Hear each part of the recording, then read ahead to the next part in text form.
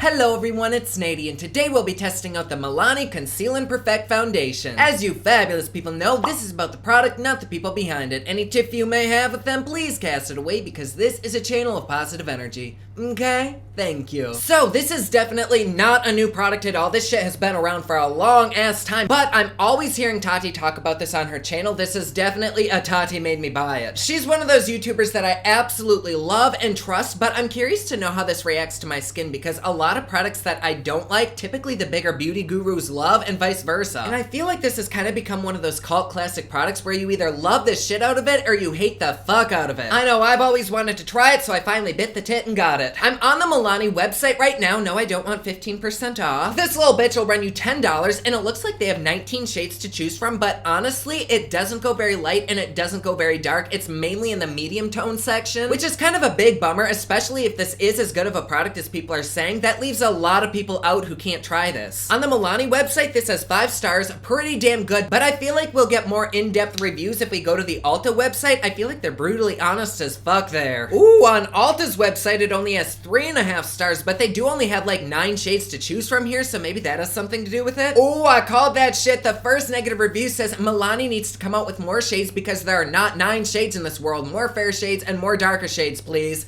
Yes! But that review is actually very inaccurate because they have 10 more shades on top of this. Other negative reviewers were saying that at first when you put this on, it looks amazing, but then after just a couple hours, it looks patchy and is really embarrassing. Actually, a lot of people are saying that. Very patchy, avoid if you have dry skin. It's a very oily finish that does not dry down. So now that we know that, I'm definitely gonna use some powder to set this because I don't want my face to look like a fucking stick of butter. The 5-star reviews say that it is a little bit difficult to find your exact shade, but once you find it, they are using this for life. It's the best foundation they've ever used, even if you have combination skin. Other people are saying this does last all day, especially when you pat it in with a damp beauty sponge, so maybe that's the trick. We might use one of those. The Ulta website says, combat under eye circles, redness, and other skin imperfections with this medium to full coverage, water-resistant foundation plus concealer in one. The no mess, no drip pump dispenses just the right amount of fluid needed to achieve a flawless look and works around the clock to keep skin looking naturally perfect. They say to apply a dime-size amount of product with fingertips or a brush beginning at the center of the face and blending outwards. I think because somebody did suggest using a damp sponge, we'll go in on this side with the brush and then on this side with the damp sponge. And I would also like to note that this does have a lot of silicone in it, so if you have a silicone allergy, this is not the product for you. But I'm gonna go in and give the face a little bit of a prime. This is Nyx Gold Primer, and they say 1 pump is supposed to be perfect for the entire face, so I'm gonna try to do like a half a pump. Ooh, yeah, come on, baby. Oh, ooh my, that's really fucking thick. All right, so hopefully that's more like a half a pump and not a full pump. I don't know, I guess we'll see. Oh my, this is definitely way too yellow for me, like usual. Oh, huh, that didn't really seem to do very much at all. Like it was a very light coverage. Honestly, I was kind of expecting like a dermacol kind of coverage where you put it on and it'll cover a fucking tattoo, but that really didn't do much at all. I guess let's go in with another pump. Just blot it around the face, and I don't know. It's not like it looks bad at all. It's almost like your skin but better kind of look, but it's definitely not giving me like full ass coverage. I also think it's a little bit too yellow and too dark for me, but otherwise, I actually really like the way this looks. I just wish it had a little bit more coverage. Let's go in and try it with a sponge. I'm just gonna start with 1 little pump. Oh my god, this is so dark on me, holy hell. It's just making me look so tan, I kinda like it. But using the sponge did seem to offer pretty much the same amount of coverage, so I'm gonna go in with yet another pump.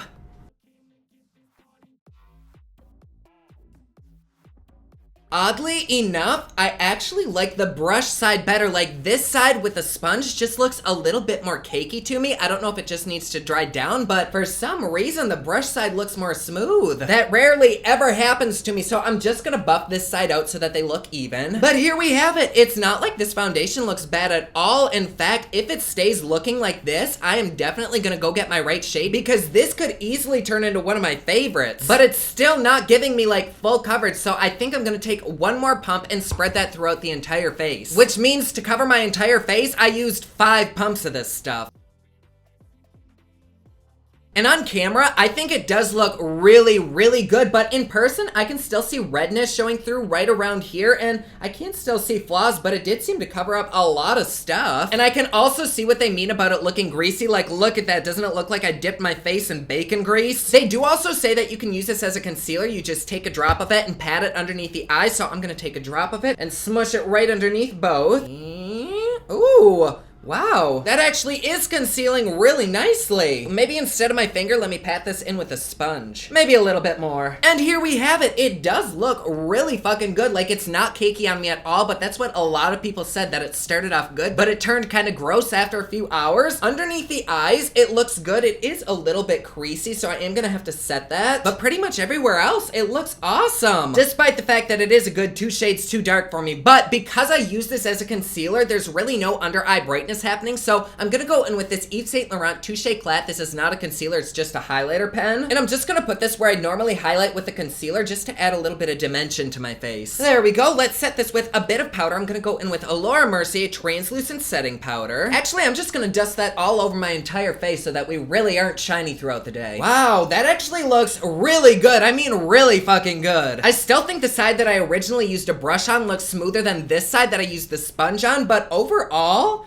I'm really fucking impressed. I do notice though that it still didn't cover this little guy that I have right there, but overall my skin looks pretty damn nice. What do you think? Do I look good? Do I look like shit? Yes? No? So far I'm really digging this shit, so let's go ahead and do an entire look and a wear time test. I did go ahead and prime my eyes, and to set that primer I'm gonna dip into this Pure BoxyCharm palette into the shade Perfect, and I'm gonna put that all over the eye from lid to brow, and we're gonna place that right here in the crease and use that as a transition shade. Then we're gonna dip into BFF, and I'm gonna put that on the lid and work it up the crease. With that fluffy brush I was using before, I'm gonna blend those edges out. And let's bring a bit of BFF to the lower lash line as well. Then on the Violet Voss Rainbow palette, I'm gonna dip into a violet with my finger, and I'm gonna place that pretty much everywhere on the eyelid. I'm gonna give the lower lash a nude line, and then for the top, I'm not gonna do a wing, I'm just gonna tight line. And here we are with the final look. For lips, I ended up going with a combination of Kylie's Dolce K and Morphe's Brunch. I have had this on for about an hour now, and I gotta say,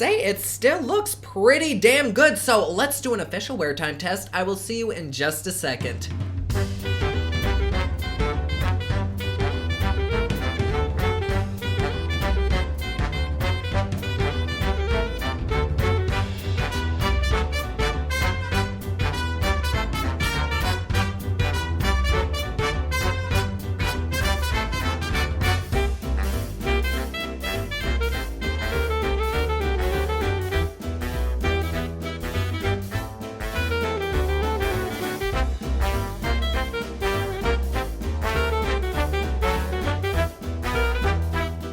And we are back. It has been a little over 6 hours. I know my lipstick is completely gone, but my lips were a little bit preoccupied eating lunch.